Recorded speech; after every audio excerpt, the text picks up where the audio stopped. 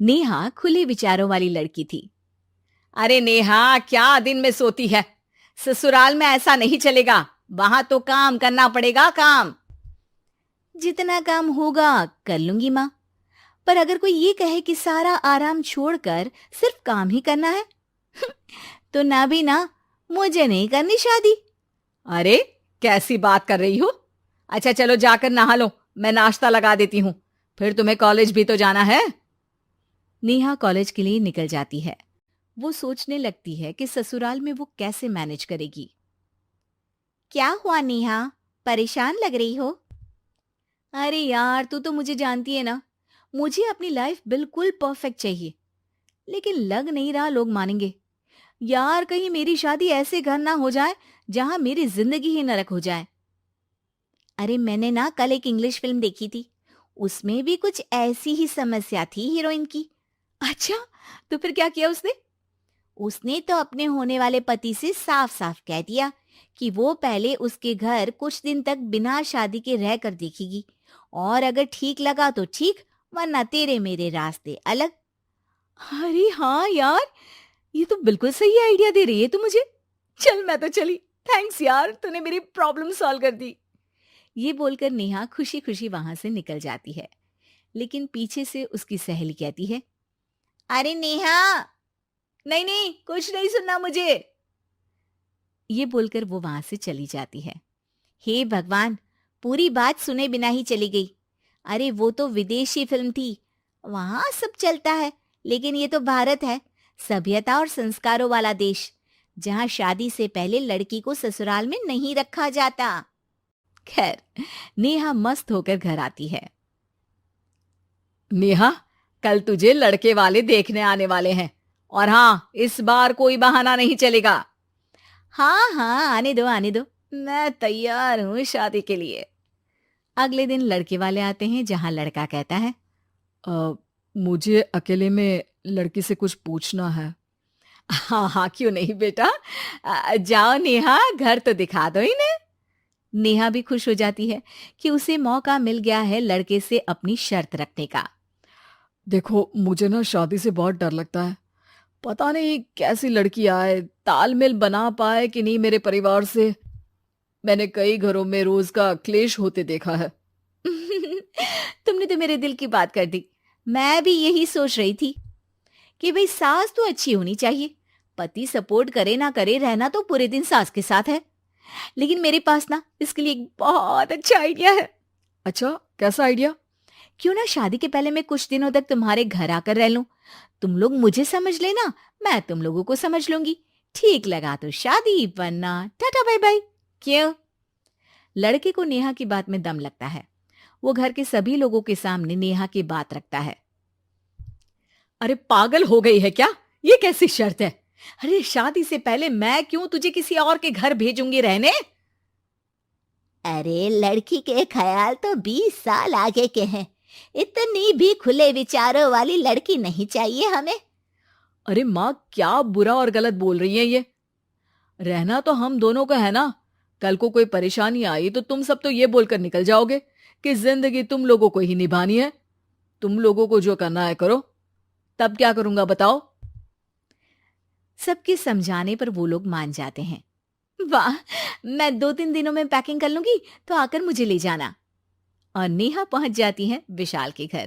आओ आओ, ये रहा तुम्हारा कमरा। इस घर में तुम एज अ गेस्ट रहो, लेकिन माँ तुम्हें बहू की तरह ही ट्रीट करेंगी, और तुम भी उन्हें सास की तरह ही रखना।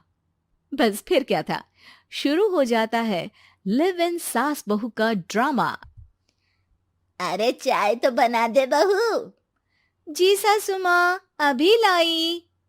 नेहा चाय लेकर आती है कि बस चाय लेकर आई हो, इसके साथ पकोड़े भी ले आती। लेकिन आपने तो बताया ही नहीं कि आपको चाय के साथ पकोड़े भी चाहिए। हाँ हाँ, अब तो पता चल गया ना। रात को खाना खाने के बाद नेहा किचन में खटर पटर कर रही होती है। क्या हो रहा है वहां नेहा? माँ जी, मैं ना रात को अदरक वाली चाय पीकर सोती हूँ, ये मेरी आदत है। अच्छा, तो जरा मेरे लिए भी बना देना। दोनों सास बहू रात को चाय पीती हैं। अगले दिन नेहा, मैं मंदिर जा रही हूँ। मेरी साड़ी निकाल कर बेड पर रख दे। नेहा सास के लिए साड़ी निकाल कर रख देती है। वो देखती है कि उसके आने के बाद से सास ने घर का कोई भी काम करना छोड़ दिया है। यार मैं क्या करूं? ऐसा ससुराल तो मुझे नहीं चाहिए था जिसमें मैं ही सारा काम करूं। मैं तो ऐसा घर चाहती हूं जहां सास और बहू दोनों मिलकर किचन में काम करें। हे भगवान, रात को चाय पी ली, पेट में गैस बन गई। अब तो चला भी नहीं जा रहा है। मुझे तो ऐसी बहू चाहिए जो हेल्थ के प्रति कॉन्शियस हो, क्योंकि वो ठीक रहेगी तभी तो मैं ठीक रहूंगी। दोनों समझ जाती हैं कि वो लोग एक दूसरे के लिए नहीं बने हैं। अगले दिन नेहा, जरा चाय तो ले आना। नेहा चाय के साथ चिला भी बनाकर ले आती है। सास खा पीकर सो जाती है। अगली सुबह तेरी बुआ सास आ रही है, उसे मैंने तेरे बारे में बताया है। तभी वहां गंवार सी एक महिला आ जाती है। चलो यहां से निकलो, कुछ नहीं है खाने के लिए, जाओ। ए नेहा, तमीज से बात करो। ये मेरी ननद यानी आशीष की बुआ है। हाय रे दैया, इतनी आकड़ वाली लड़की! अरे यही है ना जो शादी से पहले ही आकर बस गई है यहाँ पर। बस नहीं गई हूं, बसना है या नहीं ये डिसाइड करने आई थी। लेकिन इन लोगों के रिश्तेदार इतने गंवार हैं तो मैं तो ना कर रही इस घर में शादी। और भाभी, और क्या कमी थी हमारे आशीष में जो आपने ऐसी लड़की की शर्तों को मान लिया? अरे वो तो आशीष के कहने पर मैं झुक गई, वरना ऐसी लड़की को तो मैं घर में घुसने भी ना दूं। ए हेलो, ऐसी लड़की कैसी लड़की? हाँ, बिना समझे बुझे शादी कर लूं?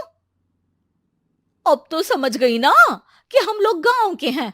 भाभी को खाट पर सोना और रिश्तेदारों का गांव से आना जाना तो लगा ही रहना है इस घर में। हाँ हाँ, मैं तो किसी मॉडर्न घर में शादी करूंगी। ये बोलकर नेहा वहां से चली जाती है। अपने घर में आकर नेहा कहती है, ना मां ना, लिव इन में रहकर देख लिया, ये गांव के लोगों का कोई भरोसा नहीं है।